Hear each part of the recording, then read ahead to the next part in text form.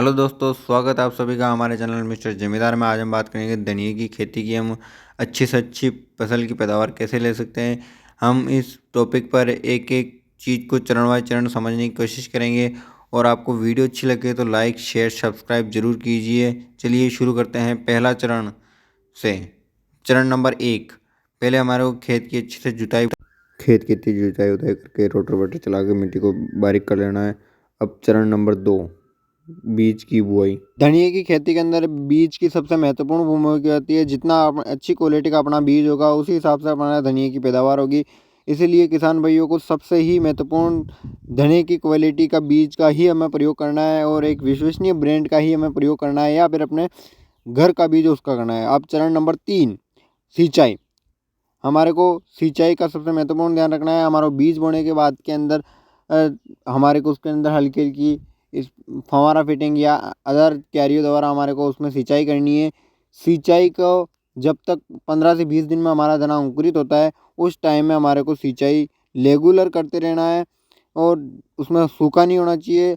जब अंकुरित हो जाता है बीज उसके बाद में उसको आवश्यकता अनुसार थोड़ी थोड़ी मात्रा में पानी देते रहना है, जिससे कि उसमें नमी बनी रहे और फसल अधिक तापमान की वजह से ख़राब ना होए और हमारी फसल को पैदावार मिलती रहे। अब चरण नंबर 4, जड़ में दीमक। जब धनिया 1 महीने 1.5 महीने का हो जाता है तो उस टाइम के अंदर उसमें जड़ों में दीमक लग जाता है और दीमक नीचे से काट देता है, ऊपर से पूरे पत्ते मुरझा जाते हैं और वो ज़मीन के चिपक जाता है। तो उस टाइम में हमारे को दीमक से बचाव करने के लिए बाज़ार में कई तरह की दवाइयाँ उपलब्ध है, जिसमें से हमारे को एक फोरेट होती है, काला दाना, उस चीज़ का उपयोग करना चाहिए। फास्फोरस भी आती है, लिक्विड दवाई भी आती है।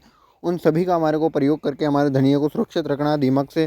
दीमक का लगने का कारण ये है कि हमारी पुरानी जो फसल थी उस फसल के कारण उसके जो अवशेष रह जाते हैं उसको काटने के लिए दीमक लग जाते हैं, तो वो दीमक हमारी फसल को बिल्कुल बर्बाद कर देते हैं।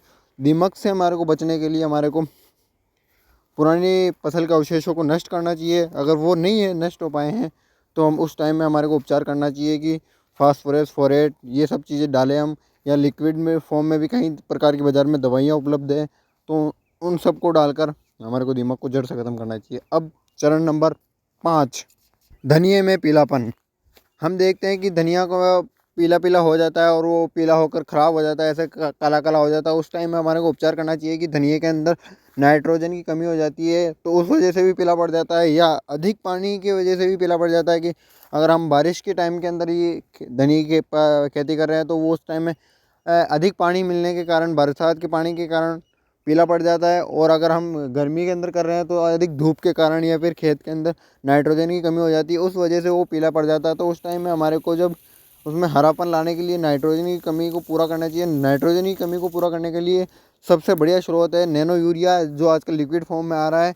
अगर नैनो यूरिया नहीं है तो अपन जो यूरिया है वो डाल सकते हैं।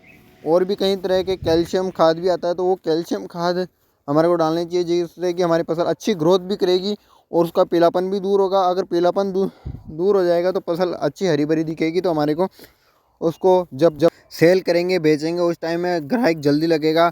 देखने वालों को अपनी फसल पसंद आएगी दूर से ही, और उसके अपने को अच्छी कीमत दाम मिलेंगे। इससे हमारे किसान भाइयों का फ़ायदा होगा। ऐसी ही नई नई वीडियो देखने के लिए हमारे चैनल को सब्सक्राइब कीजिए, कमेंट कीजिए, लाइक कीजिए, शेयर कीजिए। मिलते हैं ऐसे ही किसी नई वीडियो के अंदर मिस्टर जमींदार के साथ में। जय हिंद, जय भारत।